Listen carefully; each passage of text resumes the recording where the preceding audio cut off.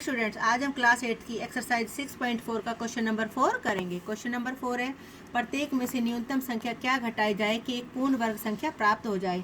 प्राप्त पूर्ण वर्ग संख्याओं का वर्गमूल भी ज्ञात करो। तो हमारा पहला भाग है 402। अब 402 का वर्गमूल निकाला मैंने, पीछे से जोड़े बनाए, 0 2 का एक जोड़ा बन गया, 4 हमारा अकेला है, तो 2 दूनी 4, 4 में से 4 की 0, ऊपर से उतारा मैंने पूरा जोड़ा 0 2। अब 2 का दुगुना यहाँ पे मैं लिखूंगी 4। अब 4 के आगे मान लो मैं 1 भी लगाती हूँ 41, तो वो 2 से बड़ा होगा, तो इसका मतलब क्या होगा, ना जाने की 0 यहाँ भी लगाई हमने और यहाँ भी लगाई। इसका मतलब ये हुआ कि 402 हमारी पूर्ण वर्ग संख्या नहीं है, क्योंकि हमारा कितना शेष बच रहा है, 2 बच रहा है। यदि मैं 402 में से 2 घटा दूँ तो मेरा वो क्या होगा, पूर्ण वर्ग संख्या हमें प्राप्त हो जाएगी। तो 402 में से 2 घटाया जाए तो पूर्ण वर्ग संख्या प्राप्त होगी। तो घटा देते हैं हम 402 में से 2। 402 में से 2 घटाया तो मेरा कितना आ गया, 400। अब 400 का वर्गमूल मेरा कितना निकल के आएगा, 20। तो 400 का वर्गमूल हो गया मेरा कितना, 20। यानी जो हमारा शेष बच रहा है उसे हमें क्या करना होगा, घटाना होगा, तभी वो हमारी पूर्ण वर्ग संख्या प्राप्त होगी।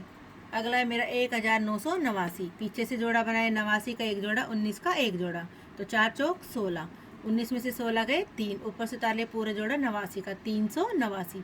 4 का दुगुना क्या होता है, 8, 8 के आगे 4 लगाया तो मेरा कितना आया, 336, तो यहाँ पर भी 4 लगाया, 389 में से 336 गए 53। अगर ये 53 ना होता तो ये मेरा क्या होता, एक पूर्ण वर्ग संख्या होती।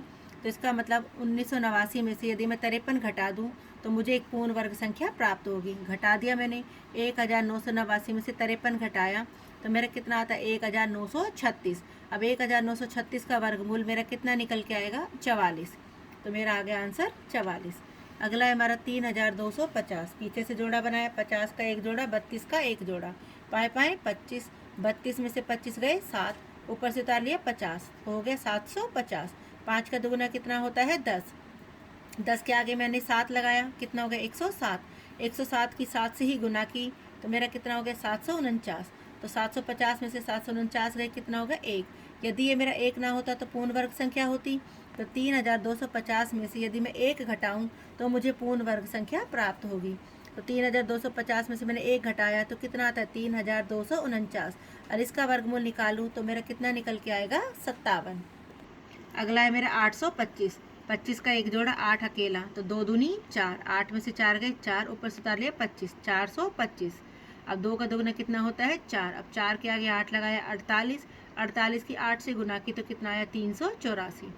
425 में से 384 गए 41, तो इसका मतलब यदि मैं 41 घटाऊंगी 825 में से तो मुझे पूर्ण वर्ग संख्या प्राप्त होगी।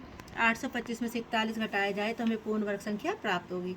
825 में से 41 घटाया, कितना आया, 784, और 784 का वर्गमूल भी हमें निकाल के दिखाना है। तो 784 का वर्गमूल कितना होगा, 28। अगला है मेरा 4000। 4000 में पीछे से 2 जोड़े बनाए, 6 छंगड़े 36, 40 में से 36 गए 4, ऊपर से उतार लिया पूरा 2 जीरो, तो ये हो गया हमारा 400। 6 का दुगुना कितना होता है, 12, 12 के आगे मैंने 3 लगाया, 123, 123 की 3 से ही गुना की तो मेरा कितना आया, 369। 400 में से 369 गए 31। यदि ये मैं 31 हटा दूँ तो मुझे क्या होगा, पूर्ण वर्ग संख्या प्राप्त होगी। तो 4000 में से यदि 31 घटाया जाए तो हमें पूर्ण वर्ग संख्या प्राप्त होगी। 4000 में से 31 घटाया तो 3969, और इसका वर्गमूल निकाला तो कितना आया, 63। तो हमारा आंसर हो गया इसका 63। एक बात ध्यान रखना, अगर वो पूछे घटाया जाए तो जितना हमारा शेषफल आता है वही हमें घटाना होता है। Thank you.